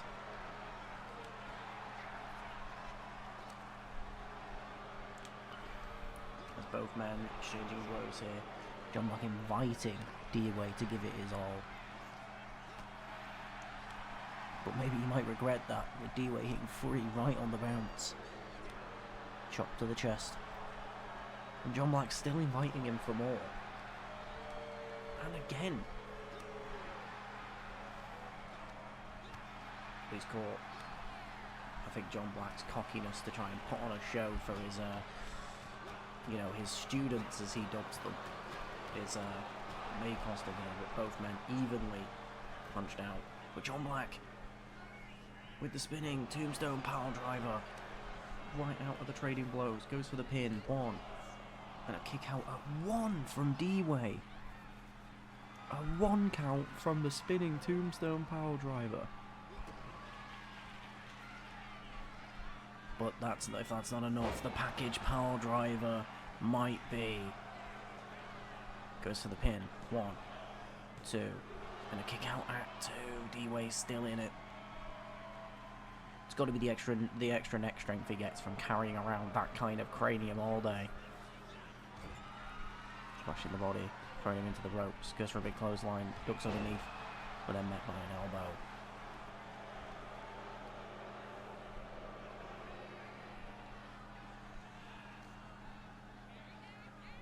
As he takes D-Way into the corner. Wrenching the arm around the ropes.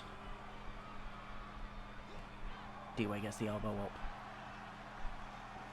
Goes for the suplex, but John Black raking the eyes. The referee doesn't see it.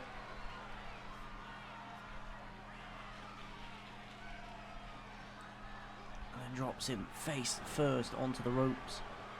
You can see the ropes, the strain nearly causing it. And then going for the leverage pin there. And nearly gets it. Kick out at 2. The referee clearly not noticing it. That turnbuckle is also uncovered again by Sawyer Ace. And Sawyer Ace running distraction here. Trying to make up for the turnbuckle shot that he inadvertently caused John Black earlier this match. Run into the ropes. A lovely power slam from John Black.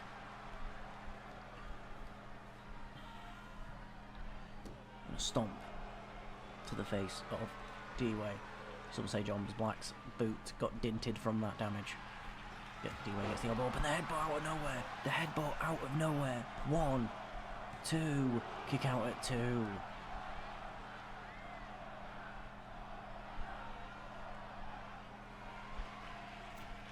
D-Way climbing to the top rope, looking for the frog splash, and it lands. This could be over. And he's still waiting for John Black to get back up. He goes with a kick there.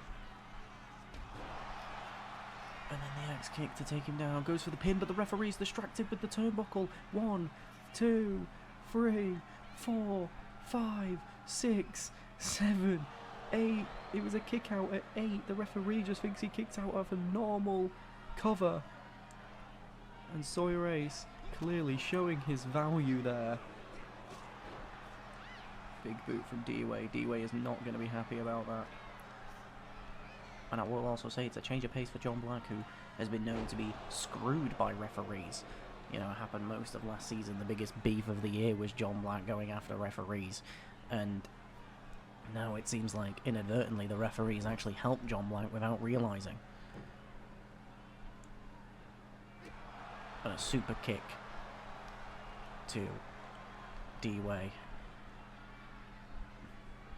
Moving D-Way more central. As he's locking in the submission, trying to make D-Way tap. And the sharpshooter.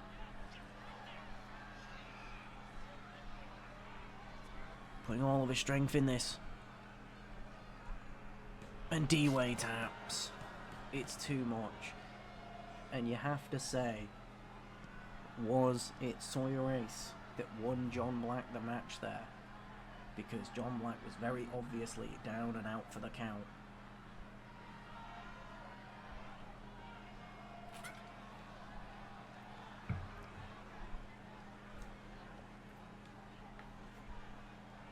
You know, John Black was basically down for like a whole 10 seconds, but the referee was too busy.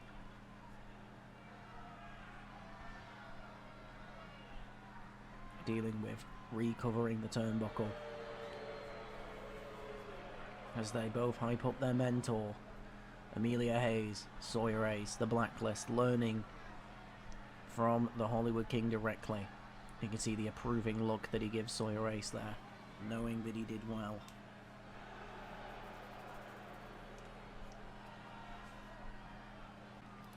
Alright, here we go. Wayne Evans and Elena Claire, two of the most breakout stars of Season 1.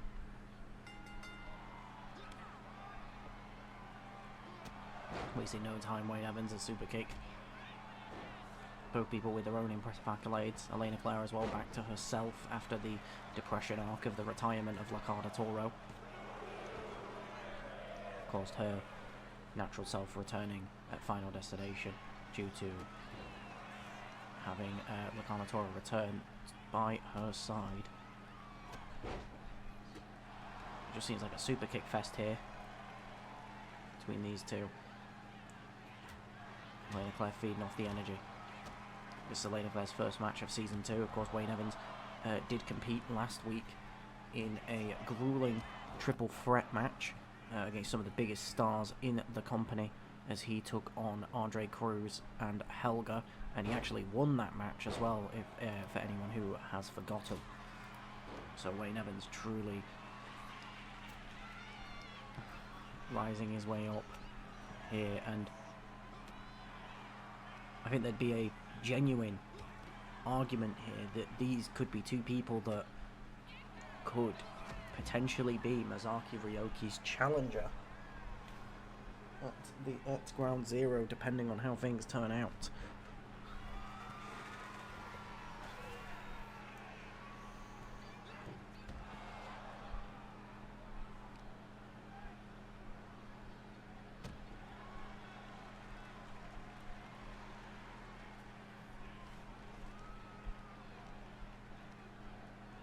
it's been a really long week. Listen, in storyline, it's been a week, alright? Might not have been a week in real life, but in storyline, it's been a week. Otherwise, we'd have title reigns that are about 4 months long for people that haven't even defended.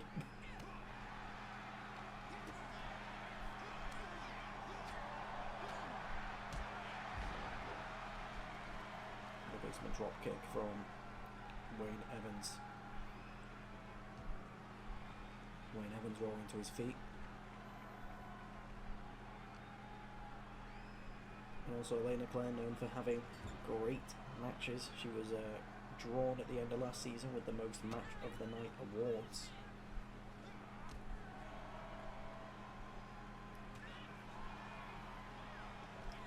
And the code breaker from Elena Claire. But that is true, yeah, that's literally Liv Morgan. Until, like, the weekend. Going for the pin. 1, 2, kick out at 2 from Wayne Evans. Springboard moonsault from Elena Claire. Feeding off the energy of the crowd. Goes for the spinning back fist, but it's blocked by Wayne Evans. A running clothesline to send him out.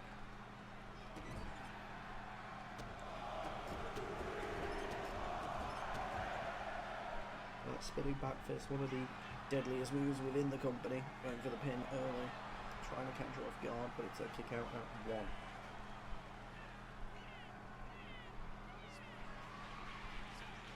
As Wayne Evans climbs top rope.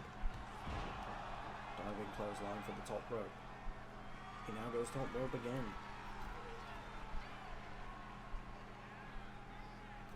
This time he's lining up for a moonsault of his own, a huge one. 1, 2, kick out at 2.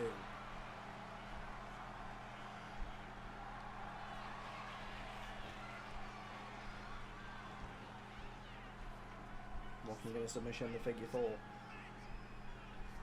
Elena Claire tap out here?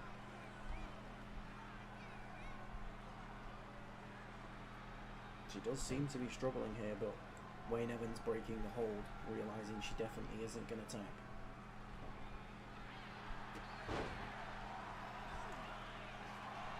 Wayne Evans, the big boot, going for the pin. 1, 2, kick out at 2 from Elena Claire. Now Elena Claire really needs to catch some momentum in this match. Wayne Evans stalking her, but she catches a punch to the gut. So both competitors trading blows here, with Elena Claire taking the immediate advantage. Jab to the chest.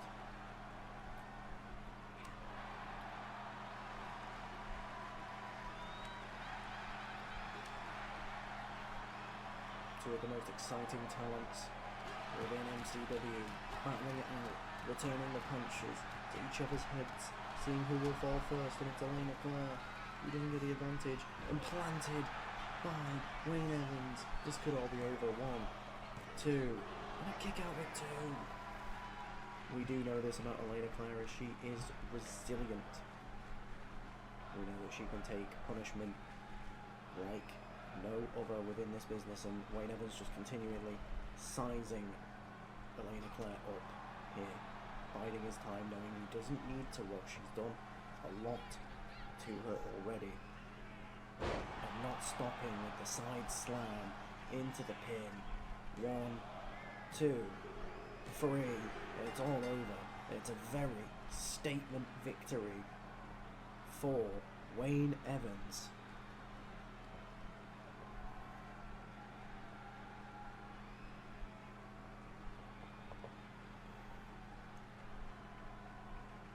Elena Claire had her moment when she hit the code breaker and when she was going to hit the spinning back fist, but ever since that moment of Wayne Evans blocking the spinning back fist, it's been all within Wayne Evans' control.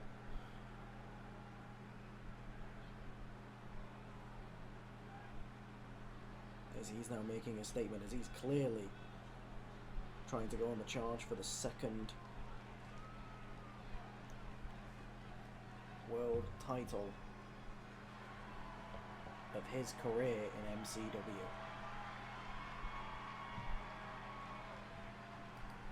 his first title win was a shock. No one expected him to be able to put down Max Black, but with the run of form that Wayne Evans has gone, and that's what's on the line, the MCW International Championship. And one of these men will be that champion. Will it be Doug Foster continuing his reign?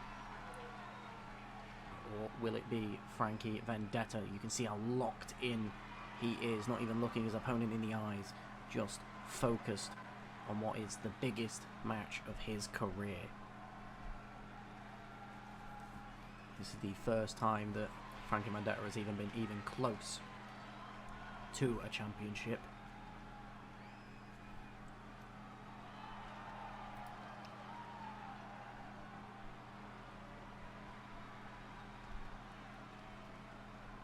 And I will let you know that Doug Foster has currently got the same amount of days in his reign as Kieran Black did, the guy who he beat for the belt. They're both on 17 days. The joint lowest of the reigns of the International Championship. But Doug Foster will be looking to extend that reign here tonight. Again, an original, a man from the beginning, the one half of the first ever tag team champions, Doug Foster, who's been on a... What the fuck? Excuse me. Andre Cruz is not cashing in on the International Championship.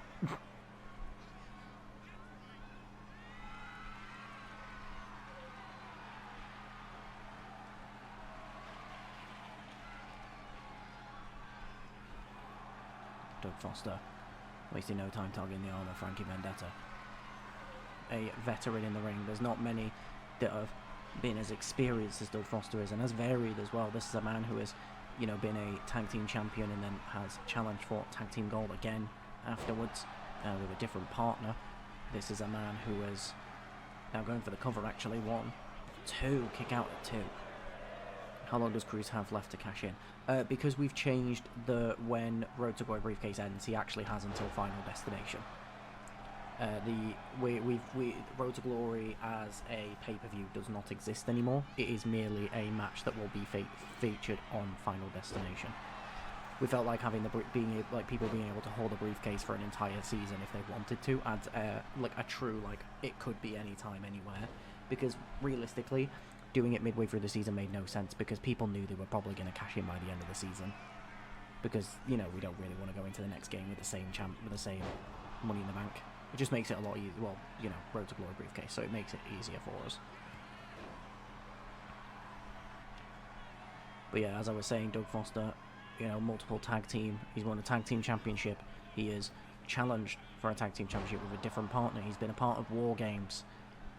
He was in the Rumble. He was in Battle Royals. He was also in the Elimination Chamber for the International Championship at Lone Survivor. But it wasn't actually in that match. The one who won that match was Kieran Black, and Doug Foster beat him on the next week of TV in a non-title match, earning himself a title match where he won and then put it on the line in his feud with D-Way, which he retained at Final Destination, getting his Final Destination story. But now he's against Frankie Vendetta, a man that I don't believe that he has never faced before in his career. But Doug Foster said he wanted to be a champion of the people. Frankie Vendetta impressed last week. And as a champion of the people, the people deserve to get their opportunities if they perform well enough, as he believed that's what he deserved when he got his chance. And a spine buster from Frankie Vendetta. One of the most brutal spine busters within the business. Snap her back in half if you're not careful, and the swanton bomb from the top rope. Goes for the pin. 1, 2, and the international champion kicks out.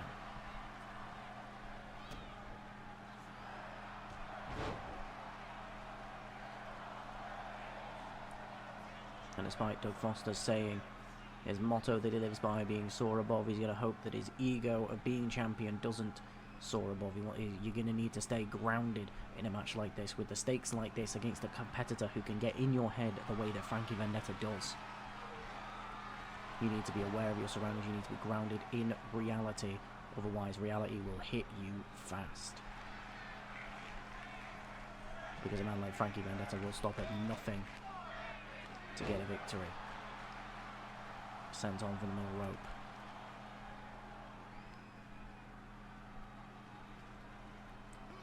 And the power driver to Doug Foster. It's not looking good for the international champion. 1. And a kick out at 1 from Doug Foster. That even seemed to be enough to throw Frankie off his guard, a man who's normally as cold as ice. Double unhook suplex into a crucifix pin. 1. Kick out at 1. Frankie crawling to the corner to grab and pick himself up. See, this is the respect of Doug Foster, giving him that little extra moment to catch his breath. But it's, again, the kindness of Doug Foster that could catch him off guard. Not everyone is going to be appreciative of your kindness. Some people are going to take advantage, like that man, dressed in white, will stop at nothing. One of the most unhinged performers in MCW.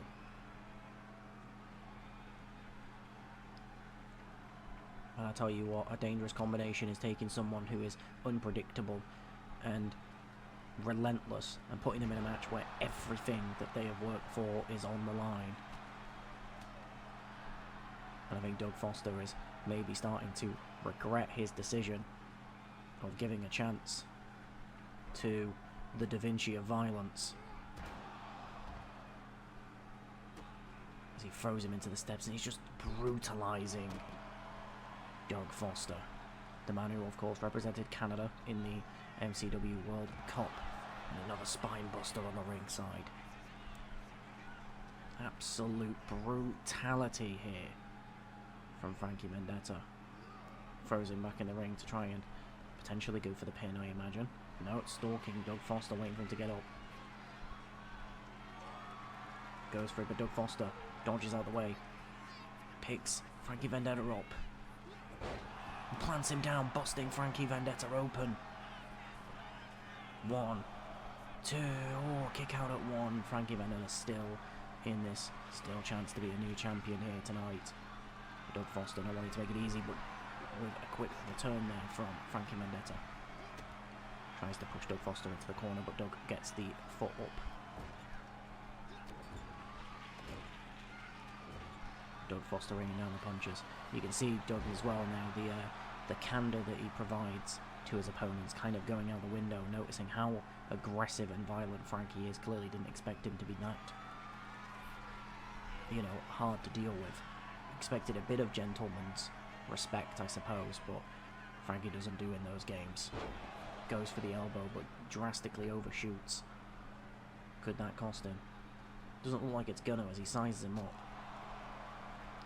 Little spin kick to the face to send Frankie down. Kick to the stomach from Doug Foster. Now picking him up for a suplex. But Doug's down as well.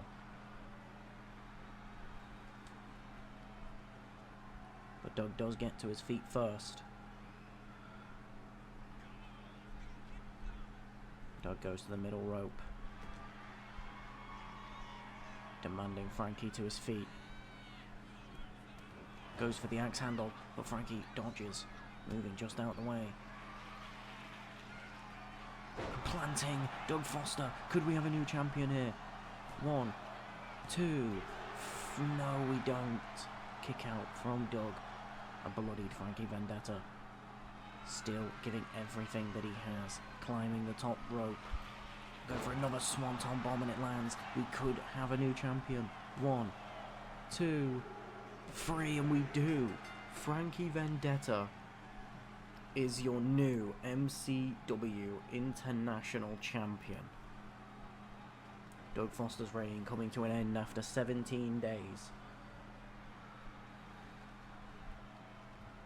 As we have our first title change of the season. Of course, the champion versus champion unification match on the first MCW show of the year does not count. That wasn't a change of champion, that was a unification. This is the first title change of the season.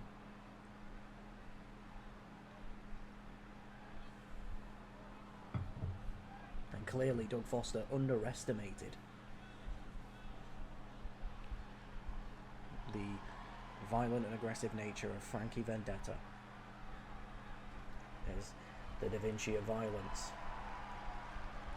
is now international champion.